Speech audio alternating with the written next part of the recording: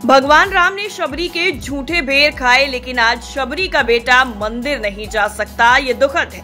राष्ट्रपति और मुख्यमंत्री को रोक दिया जाता है, गंगा जल से धोया जाता है। ईश्वर ने शबरी का झूठा खाकर संदेश दिया था। भगवान भी जाति व्यवस्था से कुपित थे। सोचा होगा हम खा लेंगे तो दुनिया खाने लगेगी, लेकिन उसे अकेले छोड़ दिया। खाली धूप बत्ती दिखाकर उसे छोड़ दिया जाता है, उसका अनुकरण नहीं किया जाता। ये बात बिहार के शिक्षा मंत्री चंद्रशेखर यादव ने कही।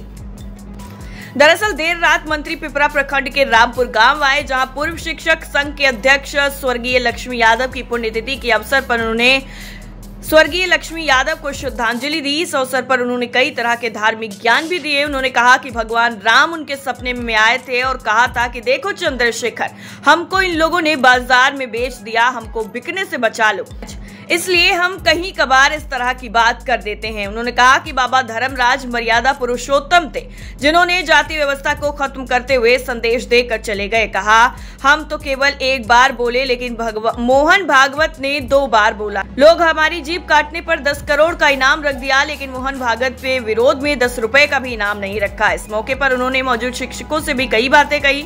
उन्होंने कहा कि उनके सम्मान को मंत्री की तरफ से कभी ठेस नहीं पहुंचेगी। उन्होंने कटाक्ष करते हुए कहा कि ये अलग बात है कि कुछ सिरफिरे लोग का भी कबार जाएंगे, कुछ कह के चले जाएंगे, उसका ख्याल भी नहीं कीजिएगा, क्योंकि ऐसे लोग सरकार का संदेश भी नहीं दे पाएंगे। सरकार का संदेश मुख्यमंत्री या शिक्षा मंत्री ही देंगे। इस मौके पर पूर्व सांसद विश्व मोहन कुमार सहित जिले भर के शिक्षक संघ के शिक्षक और शिक्षाविद भी मौजूद रहे। हमारी बात छोड़िए, जब प्रभु श्री राम जी शबरी के झूठ में खाए तो उससे ज्यादा गणित हम लोग बने। अब शबरी के बेटा अगर मंदिर में न जा सके तो दुखद बात है। राष्ट्रपति और मुख्यमंत्री तक को जाने पर रोक दिया जाता है, गंगा जल से धो दिया जाता है। अब ये चर्चा होगी तो भाई देखिए ये सत्य है कि नहीं, आज के तारीख में भी यह सत्य है। तो मेरा ये कहना है, भगवान के जी सुपत भगत के यहाँ खा लिए तो भगवान किस हम लोगों से जरूर उनसे ज्यादा गणित हम लोग हैं। उसको छोड़िए, बाबा धर्मराज के सेवा तो आप करते हैं।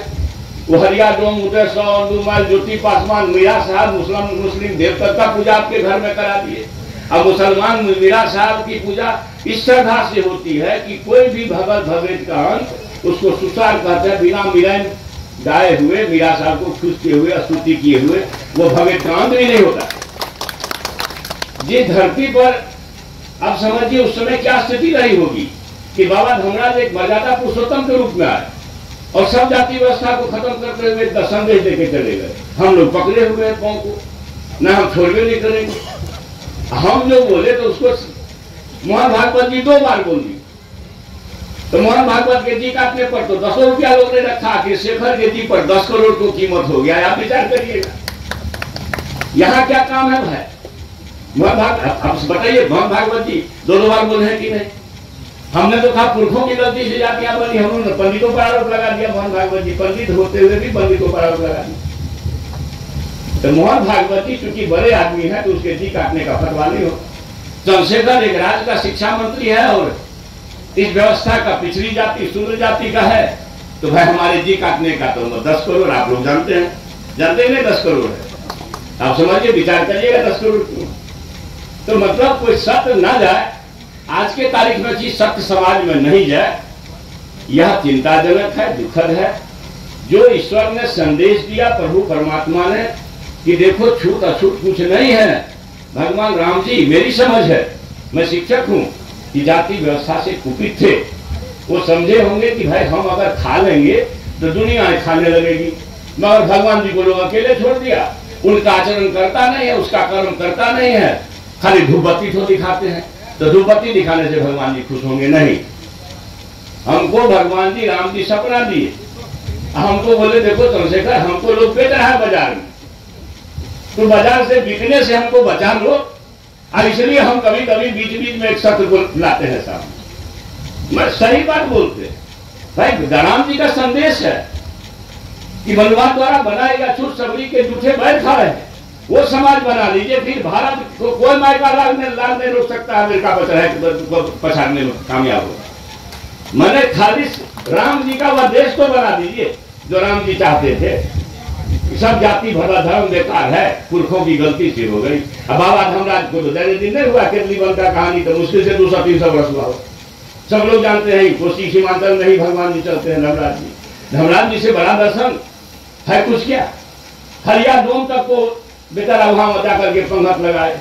तो हम धर्मराज को धूपबत्ती दिखाते हैं, भगवान कृष्ण जी को धूपबत्ती दिखाते हैं, भगवान राम जी को धूपबत्ती दिखाते हैं, और फिर उनका किया हुआ नहीं करते हैं। इसलिए भगवान जी कुपित होते हैं, आपको समय पर बरखा नहीं मिलता। भगवान जी कहेंगे देखो तो हमको ही ठग रहा है, हमको ही बाजार बेच रहा। तो जरा अगर बाजारू लोगों से हमको बचा लो तो बड़ा कल्याण होगा धरती का।